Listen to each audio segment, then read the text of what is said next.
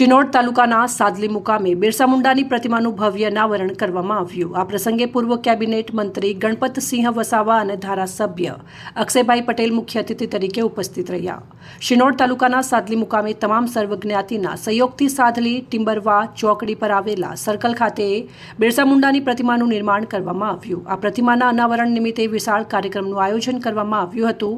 આ કાર્યક્રમની શરૂઆત સાદલી ગુજરાતી શાળાથી ભવ્ય રેલી કરવામાં આવી હતી, જેમાં પૂર્વ કેબિનેટ મંત્રી ગણપતસિંહ વસાવા અને ધારાસભ્ય અક્ષયભાઈ પટેલ સહિત અગ્રણીઓ મોટી સંખ્યામાં લોકો જોડાયા।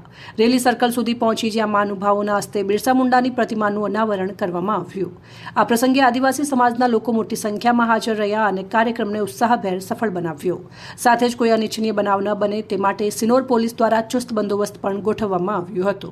મિત્રો, આજનો દિવસ એ આપણા સૌના માટે ખૂબ ઐતિહાસિક દિવસ હોય છે, કારણ કે બંધારણના ઘડવૈયા મહામાનવ કહી શકાય, ભારત રત્ન એવા ડૉક્ટર બાબા સાહેબ આંબેડકરજીની આજે જન્મ જયંતિ છે।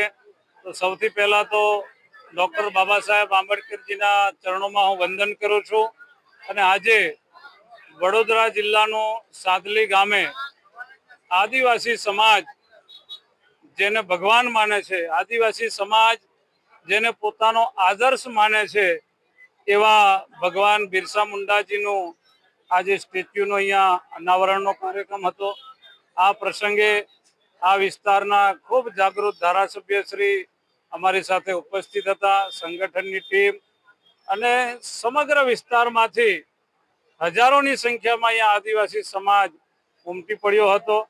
અને જે પ્રકારે ભગવાન બિરસા મુંડાજીએ માત્ર 25 વર્ષની ઉંમરમાં દેશદાજ, રાષ્ટ્રપ્રેમ અને દેશ પ્રેમ માટે કામ કરતા કરતા આ દેશને આઝાદી અપાવવા માટે જે પ્રકારની લડાઈઓ લડ્યા, આદિવાસી સમાજને વ્યસનોમાંથી મુક્ત કર્યો અને 25 વર્ષની ઉંમરમાં તેઓ ભર યુવાનીમાં શહીદ થયા, એવા સ્વતંત્ર સેનાની ભગવાન બિરસા મુંડાજીનું આજે સ્ટેચ્યુનું અનાવરણ થયું છે। ત્યારે આદિવાસી સમાજ માટે આ ખૂબ ગૌરવની બાબત છે। અમારા સમગ્ર આદિવાસી સમાજ, આ વિસ્તારના ધારાસભ્યશ્રી અને સરકારી તંત્રોને પણ આ ચોક ભગવાન બિરસા મુંડાજી માટે ફાળવ્યો એ માટે બધાનો હું ખૂબ ખૂબ આભાર માનું છું। રિપોર્ટર પ્રવીણ વસાવા, સંબંધ ભારત ન્યૂઝ, સિનોર, વડોદરા।